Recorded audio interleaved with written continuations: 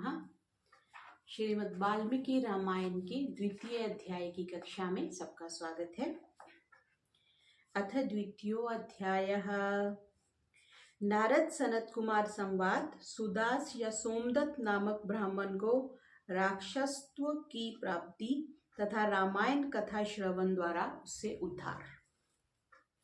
ऋषिये ऊचुः कथं सनत्कुमाराय देव ऋषि नारदो मुनिः प्रोक्तवान् सकलान् धर्मान् कथं तौ मिलितावुभौ कस्मिन् क्षेत्रे स्थितो तात तावुभौ ब्रह्मवादिनौ यदुक्तं नारदेनास्मै तत्त्वं ब्रूहि महामुने। ऋषियों ने पूछा, महामुने, देव ऋषि नारद मुनि ने सनत कुमार जी से रामायण संबंधी संपूर्ण धर्मों का किस प्रकार वर्णन किया था, उन दोनों ब्रह्मवादी महात्माओं का किस क्षेत्र में मिलन हुआ था, तात वे दोनों कहाँ ठहरे थे, नारद जी ने उनसे जो कुछ कहा था वह सब आप हम लोगों को बताइए। सूतुवाच सनकाद्या महात्मानो ब्रह्मणस्तनयाः स्मृताः निर्ममा निरहंकाराः सर्वे ते ह्यूर्ध्वरेतसः। सूत जी ने कहा, मुनिवरो, सनक आदि महात्मा भगवान ब्रह्मा जी के पुत्र माने गए हैं। उनमें ममता और अहंकार का तो नाम भी नहीं है। वे सब के सब ऊर्ध्वरेता अर्थात नैष्ठिक ब्रह्मचारी हैं। तेषां नामानि वक्ष्यामि सनकश्च सनन्दनः सनत्कुमारश्च तथा सनातन इति स्मृतः। मैं आप लोगों से उनके नाम बताता हूँ, सुनिए। सनक, सनंदन, सनत कुमार और सनातन, ये चारों सनक आदि माने गए हैं। विष्णु भक्ता महात्मानो ब्रह्म ध्यान परायणः सहस्र सूर्य संकाशः सत्यवंतो मुमुक्षवः। वे भगवान विष्णु के भक्त और महात्मा हैं, सदा ब्रह्म के चिंतन में लगे रहते हैं, बड़े सत्यवादी हैं, सहस्रों सूर्यों के समान तेजस्वी एवं मोक्ष के अभिलाषी हैं।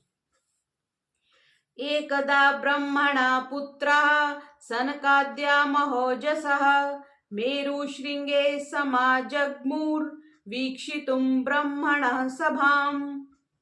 एक दिन वे महातेजस्वी ब्रह्मपुत्र सनक आदि ब्रह्मा जी की सभा देखने के लिए मेरु पर्वत के शिखर पर गए। तत्र गंगा महापुण्यां विष्णु पादोदभां नदीं निरीक्ष्य स्नातुमुद्युक्तः सीताख्यां प्रार्थितोजसः। तत्र गंगां महापुण्यां विष्णु पादोद्भवां नदीं निरीक्ष्य स्नातुमुद्युक्तः सीताख्यां प्रथितोजसः। वहां भगवान विष्णु के चरणों से प्रकट हुई परम पुण्यमयी गंगा नदी, जिन्हें सीता भी कहते हैं, बह रही थी। गंगा नदी का नाम सीता भी है। उनका दर्शन करके वे तेजस्वी महात्मा उनके जल में स्नान करने को उद्यत हुए। एतस्मिन्नन्तरे विप्रा देव ऋषि नारदो मुनिः आजगामोचरन्नाम हरेर्नारायणादिकम्। ब्राह्मणों, इतने में देव ऋषि नारद मुनि भगवान के नारायण आदि नामों का उच्चारण करते हुए वहां आ पहुंचे। नारायणाच्युतांत वासुदेव जनार्दन यज्ञेश यज्ञ पुरुष राम विष्णु नमोस्तुते इत्युच्चरन् हरेर्नाम पावयन् अखिलं जगत् आजगाम स्तुवन् गंगां मुनिर्लोकैकपावनीम्। वे नारायण, अच्युत, अनंत, वासुदेव, जनार्दन, यज्ञेश, यज्ञ पुरुष, राम, विष्णु, आपको नमस्कार है। इस प्रकार भगवान नाम का उच्चारण करके संपूर्ण जगत को पवित्र बनाते और एकमात्र लोक पावनी गंगा की स्तुति करते हुए वहां आए। अथायान्तं समुद्वीक्ष्य सनकाद्या महोजसः यथा अर्हं हर्नं चक्रुर्ववन्दे सोऽपि तान् मुनीन्।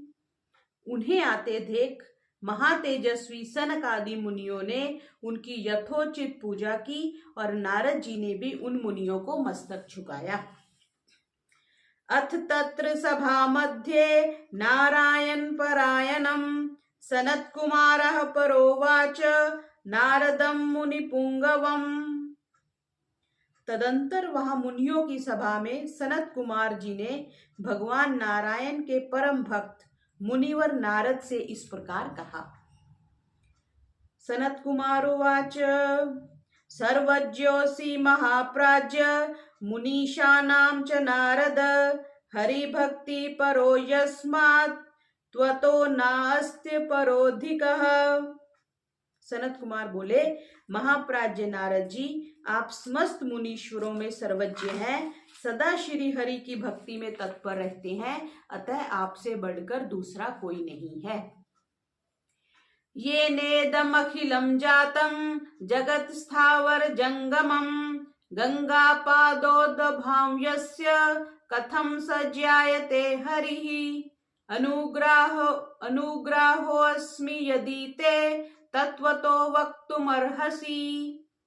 इसलिए मैं पूछता हूँ, जिनसे समस्त चराचर जगत की उत्पत्ति हुई है तथा ये गंगा जी जिनके चरणों से प्रकट हुई हैं, जिनसे समस्त चराचर जगत की उत्पत्ति हुई है तथा ये गंगा जी जिनके चरणों से प्रकट हुई हैं, उन श्री हरि के स्वरूप का ज्ञान कैसे होता है? यदि आपकी हम लोगों पर कृपा हो तो हमारे इस प्रश्न का यथार्थ रूप से विवेचन कीजिए। ये सनत कुमार जी ने कहा। अब नारद जी क्या कहते हैं? नारदुवाच नमः पराय देवाय परात्परतराय च परात्पर निवासाय सगुणाय गुणाय च। नारद जी ने कहा, जो पर से भी परतर हैं उन परम देव श्री राम को नमस्कार है, जिनका निवास स्थान परम धाम उत्कृष्ट से भी उत्कृष्ट है, तथा जो सगुण और निर्गुण रूप हैं उन श्री राम को मेरा नमस्कार है। जो सगुण और निर्गुण रूप हैं उन श्री राम जी को मेरा नमस्कार है। ज्ञान ज्ञान स्वरूपाय धर्म धर्म स्वरूपिणे विद्या विद्या स्वरूपाय स्वस्वरूपाय ते नमः। ज्ञान अज्ञान, धर्म अधर्म तथा विद्या और अविद्या, ये सब जिनके अपने ही स्वरूप हैं तथा जो सबके आत्म रूप हैं, उन आप परमेश्वर को नमस्कार है। यो दैत्यहंता नरकांतकाश्च भुजाग्रमात्रेंच धर्म गोपता भूभार संघात विनोद कामम नमामि देवम रघुवंश दीपम।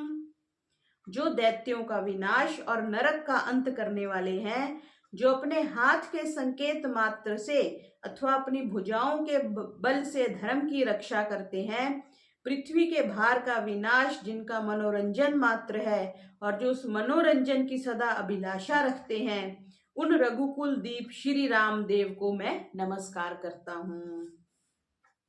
आविर्भूतश्चतुर्धा यः कपिभिः परिवारितः हत्वान् राक्षसानीकं रामं दाशरथिं भजे। जो एक होकर भी 4 स्वरूपों में अवतीर्ण होते हैं, जिन्होंने वानरों को साथ लेकर राक्षस सेना का संहार किया है, उन दशरथ नंदन श्री रामचंद्र जी का मैं भजन करता हूँ। एवं आदि नैकानि चरितानि महात्मनः तेषां नामानि संख्यातुं शक्यन्ते न शब्दकोटिभिः। भगवान श्री राम के ऐसे ऐसे अनेक चरित्र हैं जिनके नाम करोड़ों वर्षों में भी नहीं गिनाए जा सकते हैं। महिमानं तु यन्नाम्नः पारं गन्तुं न शक्यते मुनिभिश्च मुनीन्द्रैश्च कथं तं क्षुल्लको भजेत्। जिनके नाम की महिमा का मनु और मुनीश्वर भी पार नहीं पा सकते, वहां मेरे जैसे क्षुद्र जीव की पहुंच कैसे हो सकती है। यन्नामनः स्मरेणापि महापातकिनोऽपि ये पावनत्वं प्रपद्यन्ते कथं स्तोष्यामि क्षुल्लधिः। जिनके नाम के स्मरण मात्र से बड़े बड़े पातकी भी पावन बन जाते हैं, उन परमात्मा का स्तोवन मेरे जैसा तुच्छ बुद्धि वाला प्राणी कैसे कर सकता है। रामायण परायेतु घोरे कलियुगे द्विजः त एव कृत्कृत्याश्च तेषां नित्यं नमोस्तुते। जो द्विज घोर कलियुग में रामायण कथा का आश्रय लेते हैं वे ही कृतकृत्य हैं। जो द्विज घोर कलियुग में रामायण कथा का आश्रय लेते हैं वे ही कृतकृत्य हैं। उनके लिए तुम्हें सदा नमस्कार करना चाहिए। ऊर्जे मासे क्षिते पक्षे चैत्रे माघे तथैव च नभान्याकिलं श्रोत्रव्यं रामायण कथामृतम। सनत कुमार जी, भगवान की महिमा को जानने के लिए कार्तिक, माघ और चैत्र के शुक्ल पक्ष में रामायण की अमृतमयी कथा का नवाह श्रवण करना चाहिए। गौतम शाप्तः प्राप्तः सुदासो राक्षसीं तनुं रामायण प्रभावेन विमुक्तिं प्राप्तवानसौ। ब्राह्मण सुदास गौतम के शाप से राक्षस शरीर को प्राप्त हो गए थे, परंतु रामायण के प्रभाव से ही उन्हें उस शाप से छुटकारा मिला था। सनत कुमार उवाच रामायणं केन प्रोक्तं सर्वधर्म फलप्रदं प्राप्तः कथं गौतमेन सौदासो मुनिसत्तमा रामायण प्रभावेन कथं भूयो विमोक्षितः। सनत कुमार ने पूछा, मुनि श्रेष्ठ, संपूर्ण धर्मों का फल देने वाली रामायण कथा का किसने वर्णन किया है? सौदास को गौतम द्वारा कैसे शाप प्राप्त हुआ? फिर वे रामायण के प्रभाव से किस प्रकार शाप मुक्त हुए थे? अनुग्राहो अस्मि यदि ते तत्वतो वक्तुमर्हसि सर्वं एतद् अशेषेण मुनेनो वक्तुमर्हसि शृण्वतां वदतां चैव कथा पाप विनाशिनी। मुने, यदि आपका हम लोगों पर अनुग्रह हो तो सब कुछ ठीक ठीक बताइए, इन सारी बातों से हमें अवगत कराइए, क्योंकि भगवान की कथा वक्ता और श्रोता दोनों के पापों का नाश करने वाली है। नारद उवाच शृणु रामायणं विप्र यद् वाल्मीकि मुखोद्गतं नभान्ना खलु श्रोतव्यं रामायण कथामृतम। नारद जी ने कहा, ब्राह्मण, रामायण का प्रादुर्भाव महर्षि वाल्मीकि के मुख से हुआ है, तुम उसी को श्रवण करो। रामायण की अमृतमयी कथा का श्रवण 9 दिनों में करना चाहिए। आसते कृतयुगे विप्रो धर्म कर्म विशारदः सोमदत्त इति ख्यातो नामना धर्मपरायणः। सत्य युग में एक ब्राह्मण थे जिन्हें धर्म कर्म का विशेष ज्ञान था। उनका नाम था सोमदत्त। वे सदा धर्म के पालन में ही तत्पर रहते थे। विप्रस्तु गौतमाख्येन मुनिना ब्रह्मवादिना श्रावितः सर्वधर्मांश्च गंगातीरे मनोरमे पुराण शास्त्र कथनैस्तेनासौ बोधितोऽपि च श्रुतवान् सर्वधर्मान् वै तेनोक्तान् खिलानपि। वे ब्राह्मण सौदास नाम से भी विख्यात थे। ब्राह्मण ने ब्रह्मवादी गौतम मुनि से गंगा जी के मनोरम तट पर संपूर्ण धर्मों का उपदेश सुना था। गौतम ने पुराणों और शास्त्रों की कथाओं द्वारा उन्हें तत्व का ज्ञान कराया था। सौदास ने गौतम से उनके बताए हुए संपूर्ण धर्मों का श्रवण किया था। कदाचित् परमेशस्य परिचर्या परोभवत् उपस्थितायापि तस्मै प्रणामं न चकार सः। एक दिन की बात है, सौदास परमेश्वर शिव की आराधना में लगे हुए थे। उसी समय वहां उनके गुरु गौतम जी आ पहुंचे, परंतु सौदास ने अपने निकट आए हुए गुरु को भी उठकर प्रणाम नहीं किया। स तु शांतो महाबुद्धिर गौतम तेजसां निधिः शास्त्रोदितानि कर्माणि करोति स मुदं ययौ। परम बुद्धिमान गौतम तेज की निधि थे। वे शिष्य की बर्ताव से रुष्ट ना होकर शांत ही बने रहे। उन्हें यह जानकर प्रसन्नता हुई कि मेरा शिष्य सौदास शास्त्रोक्त कर्मों का अनुष्ठान करता है। यस्तुवर्चितो महादेवः शिवा सर्वजगद्गुरुः गुरुवज्ञाकृतं पापं राक्षसत्वे नियुक्तवान् उवाच प्राञ्जलिर्भूत्वा विन्येषु च कोविदः।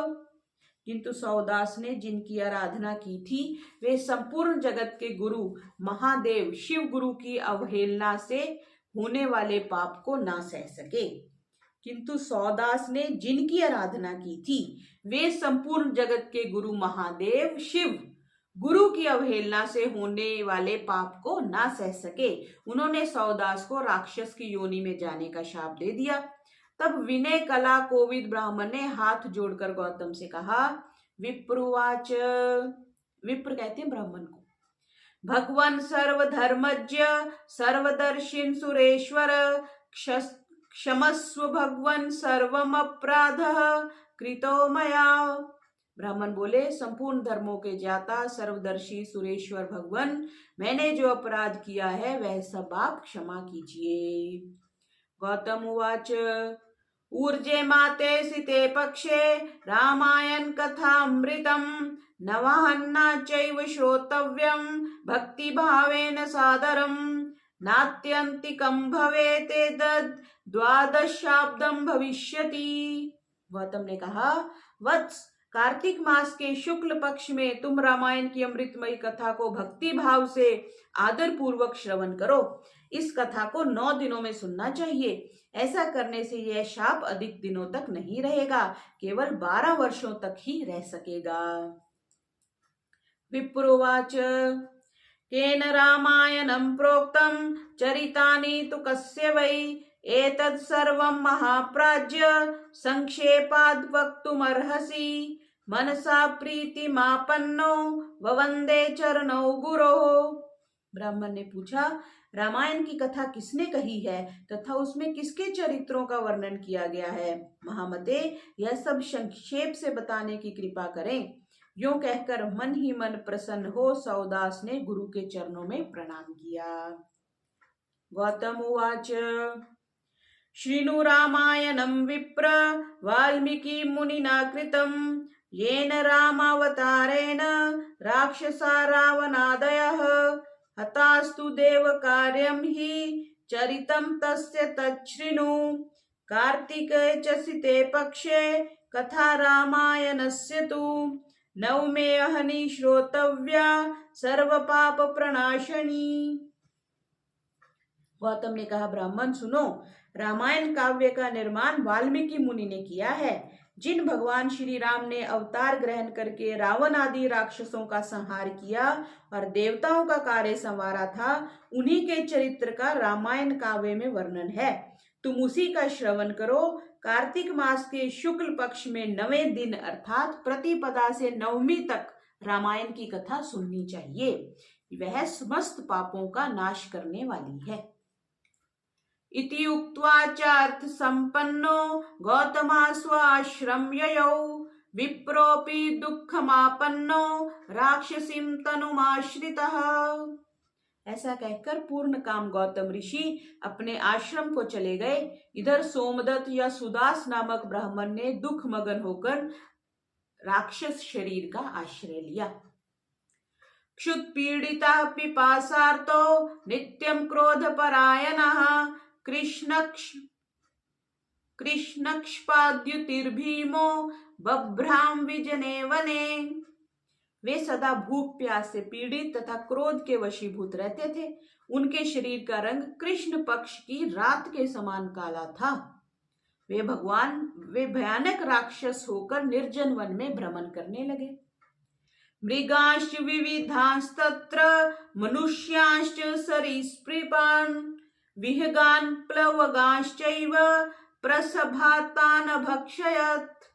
वहां वे नाना प्रकार के पशुओं, मनुष्यों, सांप, बिच्छू आदि जंतुओं, पक्षियों और वानरों को बलपूर्वक पकड़कर खा जाते थे। अस्थिभिर्बहुर्भिर्विप्रः पीतरक्तकलेवरः रक्ताद प्रेतकैश्चैव तेनासीद भूर्भयंकरी। ब्रह्म ऋषियों, उस राक्षस के द्वारा यह पृथ्वी बहुत सी हड्डियों और लाल पीले शरीर वाले रक्तपाई प्रेतों से परिपूर्ण हो अत्यंत भयंकर दिखाई देने लगी। ऋतुत्रये स पृथ्वीं शतयोजन विस्तरां कृत्वाति दुखितां पश्चात् अनान्तरमगात् पुनः। 6 महीने में ही 100 योजन विस्तृत भूभाग को अत्यंत दुखित करते हुए वह राक्षस पुनः दूसरे किसी वन में चला गया। तत्रापि कृतवान् नित्यं नरमाशासनं सदा जगाम नर्मदा तीरे सर्वलोक भयंकरः। वहां भी वह प्रतिदिन नरमांस का भोजन करता रहा। संपूर्ण लोकों के मन में भय उत्पन्न करने वाला वह राक्षस घूमता घामता नर्मदा जी के तट पर जा पहुंचा। एतस्मिन्नन्तरे प्राप्तः कश्चिद् विप्रो अति धार्मिकः कलिंग देश संभूतो नामना गर्गिति स्मृतः। इसी समय कोई अत्यंत धर्मात्मा ब्राह्मण उधर आ निकला। उसका जन्म कलिंग देश में हुआ था। लोगों में वह गर्ग नाम से विख्यात था। वहन गंगा जलम स्कंधे स्तुवन विश्वेश्वरम प्रभुम गायन नामानि रामस्य समायातो अति हर्षितः। कंधे पर गंगा जल लिए भगवान विश्वनाथ की स्तुति तथा श्री राम के नामों का गान करता हुआ वह ब्राह्मण बड़े हर्ष और उत्साह में भरकर उस पुण्य प्रदेश में आया था। तमायांतम मुनिम दृष्ट्वा सुदासो नाम राक्षसः प्राप्तो नापारनेत्युक्त्वा भुजावुद्मयं तं ययौ तेन कीर्तितनामानि श्रुत्वा दूरे व्यवस्थितः अशक्तस्तं द्विजं हन्तुम् इदमूचे स राक्षसः। गर्ग मुनि को आते देख राक्षस सुदास बोल उठा, हमें भोजन प्राप्त हो गया। ऐसा कहकर अपनी दोनों भुजाओं को ऊपर उठाए हुए वह मुनि की ओर चला, परंतु उनके द्वारा उच्चारित होने वाले भगवान नामों को सुनकर वह दूर ही खड़ा रहा। उन ब्रह्म ऋषि को मारने में असमर्थ होकर राक्षस उनसे इस प्रकार बोला। राक्षस उवाच अहो भद्र महाभाग नमस्तुभ्यं महात्मने नाम स्मरण मात्रेण राक्षसा अपि दूरगः मया प्रभक्षितः पूर्वं विप्रः कोटि सहस्रशः। राक्षस ने कहा, ये तो बड़े आश्चर्य की बात है। भद्र महाभाग, आप महात्मा को नमस्कार है। आप जो भगवान नामों का स्मरण कर रहे हैं, इतने से भी राक्षस भी दूर भाग जाते हैं। मैंने पहले कोटि सहस्र ब्राह्मणों का भक्षण किया है। नाम प्रावरणम विप्र रक्षति त्वां महाभयात् नाम स्मरण मात्रेण राक्षसापि भो वयम् पराम शांतिम समापन्ना महिमा कोच्युतस्य ही। ब्राह्मण, आपके पास जो नाम रूपी कवच है वही राक्षसों के महान भय से आपकी रक्षा करता है। ब्राह्मण, जो आपके पास नाम रूपी कवच है वही राक्षसों के महान भय से आपकी रक्षा करता है। आपके द्वारा किए गए नाम स्मरण मात्र से हम राक्षसों को भी परम शांति प्राप्त हो गई। यह भगवान अच्युत की कैसी महिमा है। सर्वथा त्वं महाभाग रागादि रहितो द्विज राम कथा प्रभावेन पाह्यस्मात् पातकाधमात्। महाभाग ब्राह्मण, आप श्री राम कथा के प्रभाव से सर्वथा राग आदि दोषों से रहित हो गए हैं, अतः आप मुझे इस अधम पातक से बचाइए। गुरु अवज्ञा मया पूर्वं कृता च मुनि सत्तम कृताश्च अनुग्रह पश्चात् गुरुनोक्तमिदं वचः। मुनि श्रेष्ठ, मैंने पूर्व काल में अपने गुरु की अवहेलना की थी, फिर गुरु जी ने मुझ पर अनुग्रह किया और यह बात कही। वाल्मीकि मुनिना पूर्वं कथा रामायणस्य च ऊर्जे मासे सिते पक्षे श्रोतव्या च प्रयत्नतः। पूर्व काल में वाल्मीकि मुनि ने जो रामायण की कथा कही है उसका कार्तिक मास के शुक्ल पक्ष में प्रयत्न पूर्वक श्रवण करना चाहिए। गुरुनापि पुनः प्रोक्तम रम्यम तु शुभदं वचः नवान्ना खलु श्रोतव्यम रामायण कथामृतम। इतना कहकर गुरुदेव ने पुनः यह सुंदर एवं शुभदायक वचन कहा कि रामायण की अमृतमयी कथा 9 दिन में सुननी चाहिए। तस्मात् ब्राह्मण महाभाग सर्वशास्त्रार्थ कोविद कथा श्रवण मात्रेण पाह्यस्मात् पाप कर्मणः। अतः संपूर्ण शास्त्रों के तत्व को जानने वाले महाभाग ब्राह्मण, आप मुझे रामायण कथा सुनाकर इस पाप कर्म से मेरी रक्षा कीजिए। नारद उवाच ततो रामायणं ख्यातं राम महात्म्य उत्तमं निशम्य विस्मयाविष्टो बभूव द्विज सत्तमः।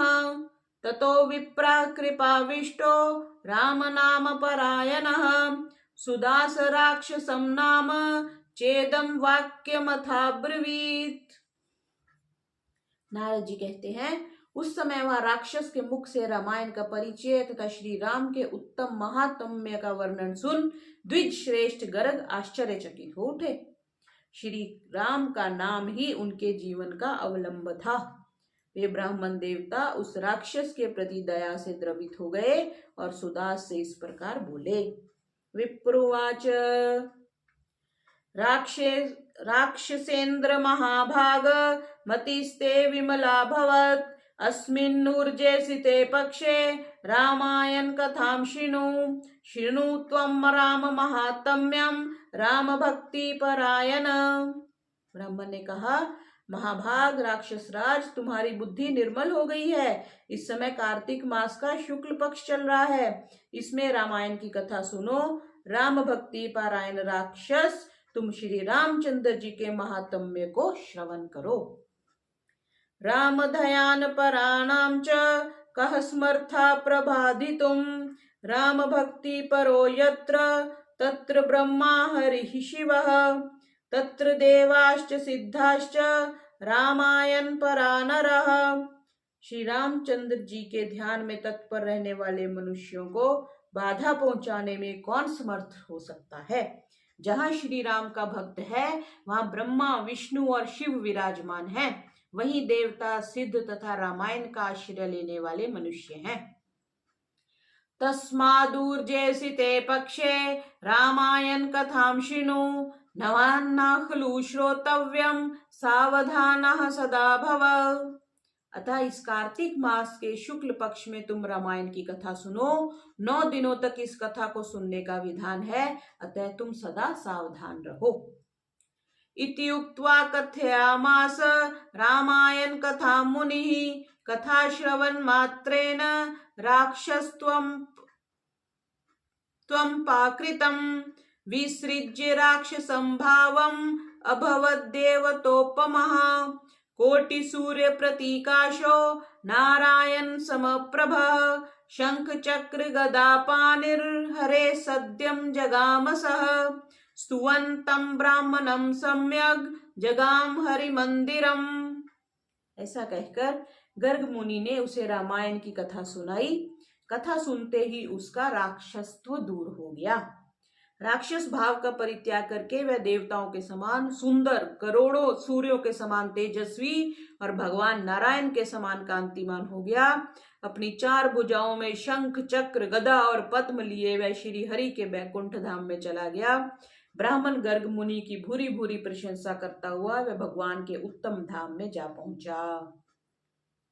नारद उवाच तस्मात् शृणुध्वं विपेन्द्रा रामायण कथामृतं स तस्य महिमा तत्रूर्जे मासी च कीर्त्यते। नारद जी कहते हैं, विप्रवरो, अतः आप लोग भी रामायण की अमृतमयी कथा सुनिए। इसके श्रवण की सदा ही महिमा है, किंतु कार्तिक मास में विशेष बताई गई है। यन्नाम स्मरणादेव महापातक कोटिभिः विमुक्तः सर्व पापेभ्यो नरो याति पराम गतिम। रामायण के नाम का स्मरण करने से ही मनुष्य करोड़ों महापातकों तथा समस्त पापों से मुक्त परम गति को प्राप्त होता है।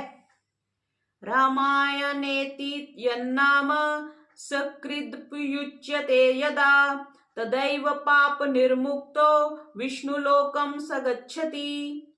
मनुष्य रामायण इस नाम का जब एक बार भी उच्चारण करता है तभी वह समस्त पापों से मुक्त हो जाता है और अंत में भगवान विष्णु के लोक में चला जाता है। ये पठन्ति सदाख्यानं भक्त्या शृण्वन्ति ये नरः गंगा स्नानात् शतगुणं तेषां संजायते फलम्। जो मनुष्य सदा भक्ति भाव से रामायण कथा को पढ़ते और सुनते हैं उन्हें गंगा स्नान की अपेक्षा 100 गुना पुण्य फल प्राप्त होता है। इति श्री स्कंद पुराणे उत्तरखंडे नारद सनत कुमार संवादे रामायण महात्म्ये राक्षस मोक्षणम नाम द्वितीयो अध्यायः। इस प्रकार श्री स्कंद पुराण के उत्तरखंड में नारद सनत कुमार संवाद के अंतर्गत वाल्मीकि रामायण महात्म्य के प्रसंग में राक्षस का उद्धार नामक दूसरा अध्याय पूरा हुआ। बोलिए श्री रामचंद्र भगवान की जय। सर्वेभ्यो नमः।